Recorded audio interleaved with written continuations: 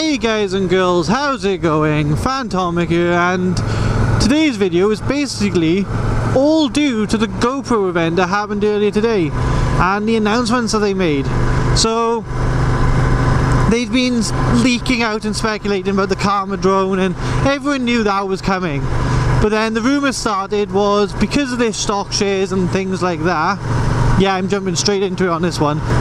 Due to their stock shares and everything dropping, that the rumours were going around that there's got to be a new camera coming with the drone because they need to make up for sales and such things like that. So watch the event today live, and all honesty, GoPro didn't disappoint. They announced the Karm drone at the end of the unveiling, and the first thing they announced was the GoPro Hero 5 Black, and the second was the GoPro 5 Session. So as a motovlogger and as a tech guy who, you know, just generally am into tech, when they announced that there was a new GoPro, okay, you know, that got me a bit excited, you know.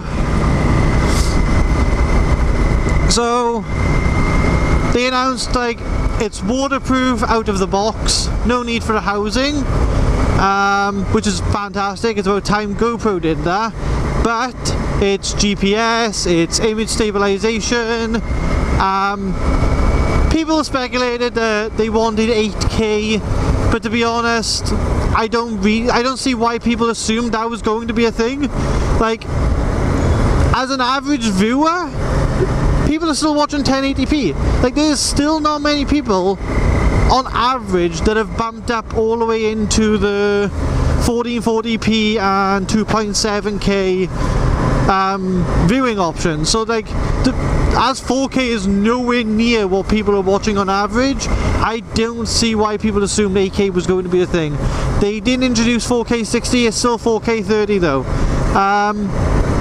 Which to me, see, that's still plenty. If you want to do cinematic shots and everything and you want crisp, clear quality of video, 4K 30 is like where you want it to be. Do you know what I mean? Like, there's no reason for anything else.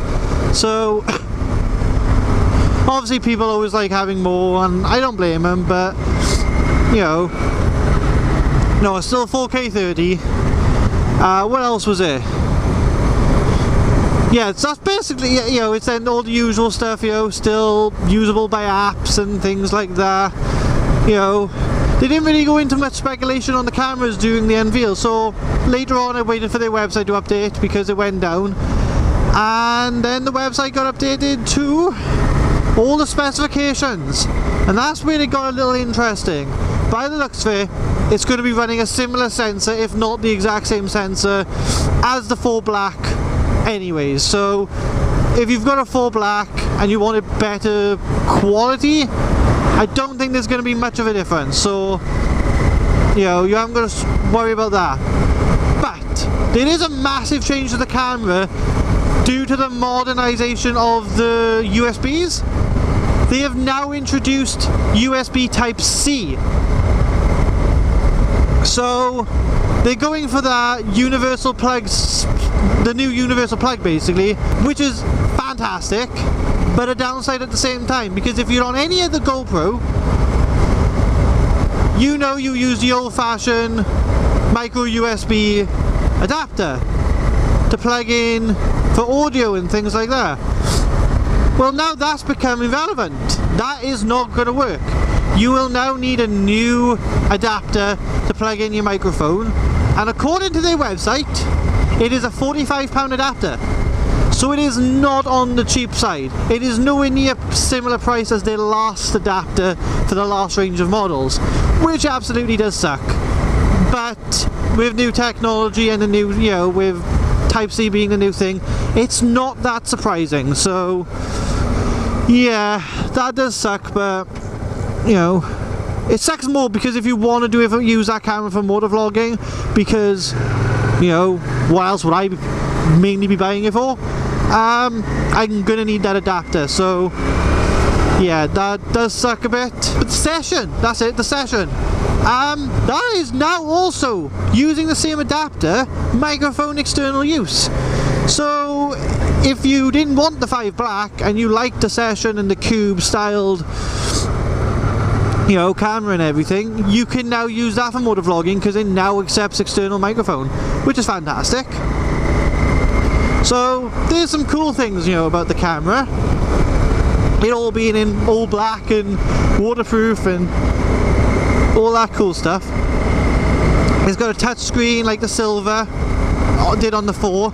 But the one part of the whole camera that got me, and I don't know if it's just because it's waterproof and they've had to hide the port, but the original port on the back of the 3 Plus and the 4s and things like that we are used to seeing for the Eliminator kits, so you don't have to worry about your battery, has now gone.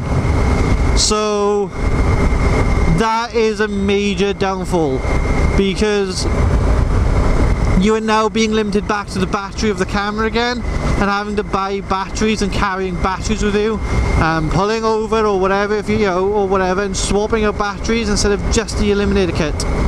So that is a big downfall. I don't know why they did it, because I'm assuming they could have moved the port and kept it waterproof still. That's what I'm hoping. There isn't enough great images of the camera yet with all the ports being shown. We'll have to wait and see on that one. I'm hoping they still have that port, because without that port it really takes the camera back a bit in the motovlogging side. So yeah, that's, you know, so some really interesting news from GoPro. Bring out the new GoPro 5, bring out a Session that basically does 4K and external audio and everything like that, but just in a more simple form factor for people who just want to click and shoot kind of thing. So basically I'm going to end the video here. You know, what do you think? What's your opinion on it? You know, leave it in the comments below, and I'll look forward to reading them and seeing what other people's opinions are on the new GoPro and the camera and everything.